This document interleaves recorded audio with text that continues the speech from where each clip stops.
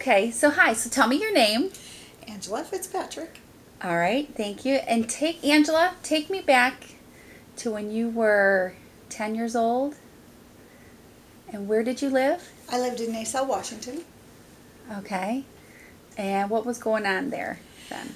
Well, that was the time that Mount St. Helens blew. And, Tell me about that. well, I was 10 years old and we were getting ready for church. Well, first of all, how far away did you live?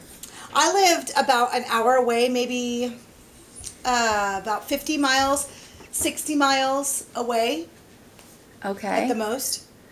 And prior to it erupting, there was a lot of seismic activity, a lot of different earthquakes. I can remember, like in March, they started little rumblings, and they were monitoring the mountain, and it would they call it burping. It would burp steam, and So they felt like it was going to. absolutely, they knew it was going to erupt. And as a matter of fact, there was a man on the mountain.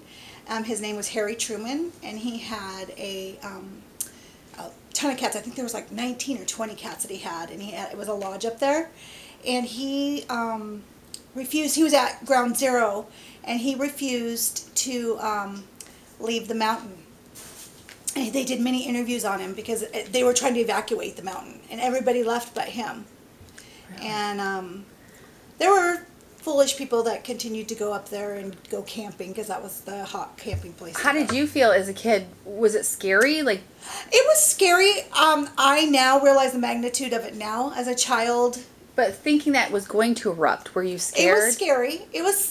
As a child, yeah, it was kind of, you almost got used to it because, it was, a lot of talk. And actually, it was pretty unbelievable because people didn't believe it. People did not believe it until the day it erupted. I mean, there were some of us that did believe it. There were some that were like, yeah, because there was no time frame when it would erupt. They just could tell by the more it, had more activity, steam,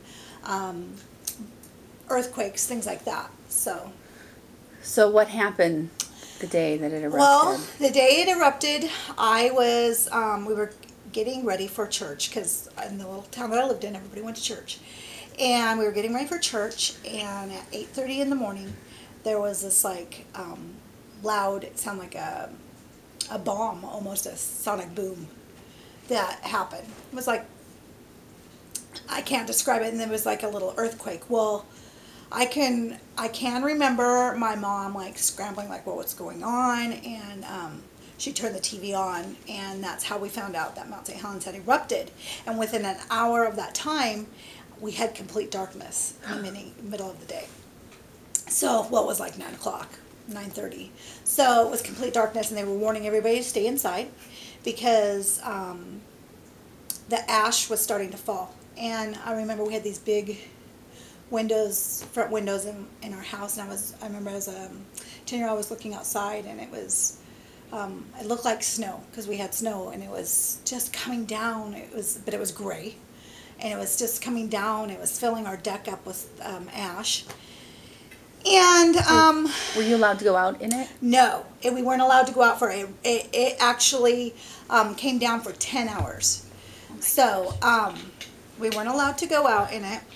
How about animals? Were they allowed? Oh, yeah. As a little girl, I can remember crying to my mom, and my mom was always the rock, and she never, ever worried about anything or showed us any worry of any sort. And but as a child, I get the look on her face. She was really worried because we didn't know what was going to happen. So you did have animals out there? Yes, we had animals out there, and I can remember crying because we had dogs, and they were outside dogs, and they didn't even want you to open the door. And I was crying because my mom, we had dogs out there, and I was so worried about my dogs, and I can remember my mom just saying, they're going to be okay, they're going to be okay.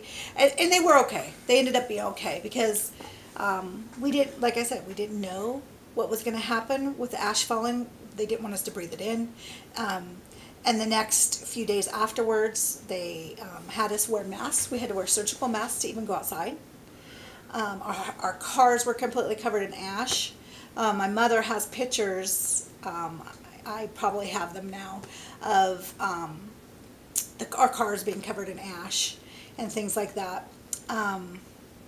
Let's see.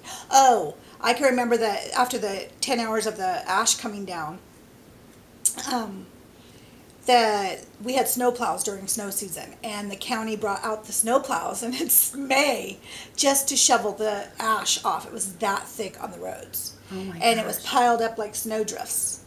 And Where did you go did you go back to school right after? Or did you... we went to, I think school, if I recall, I think school was closed for a couple days. But when we went to school, I can remember having to wear one of those white surgical masks around our ears, and until we got on the bus, and we could take it off, and then we had to wear it to get from the bus into the school. And because they didn't know what was going to happen, there was no clearance of not wearing a mask, and we couldn't go outside and have recess, because we had recess 3 times a day back then, and we weren't allowed to. We had to play in the gym and in our classrooms. So how high did the ash go?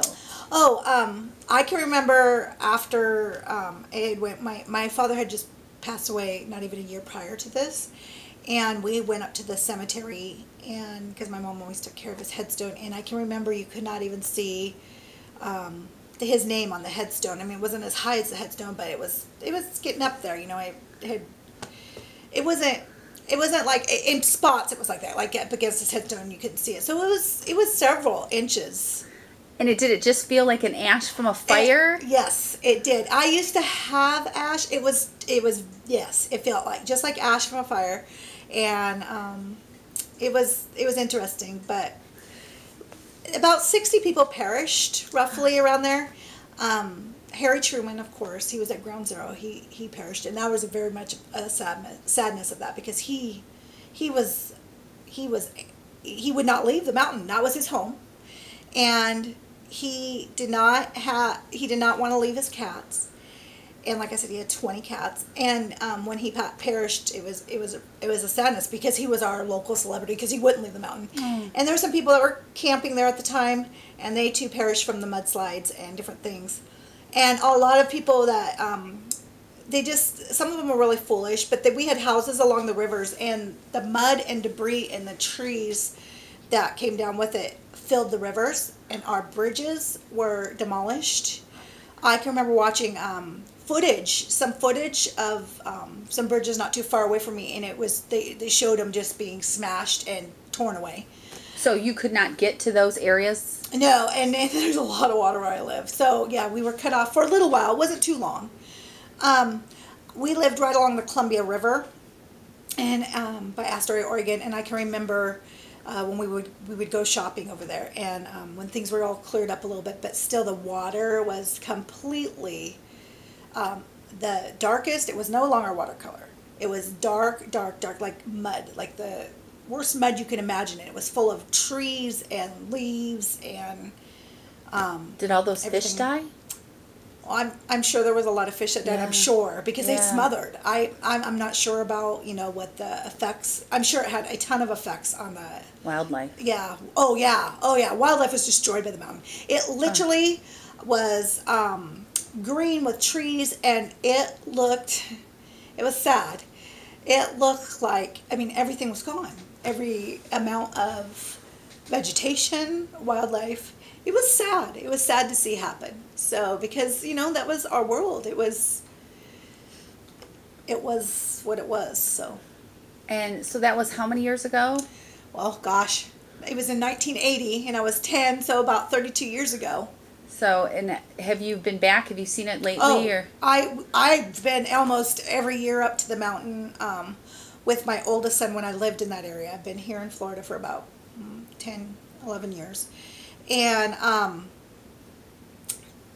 we used to go all the time. There's a center up there, and you're right. It's amazing. It's absolutely beautiful, because you're right. It almost feels like, because the mountain is so huge, that you can feel her. I mean, and we call her. We give her.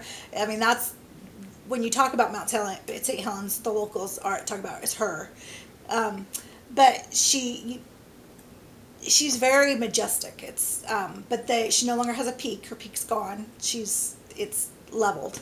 But the wildlife has come back, and the trees have come back, and it is beautiful once again.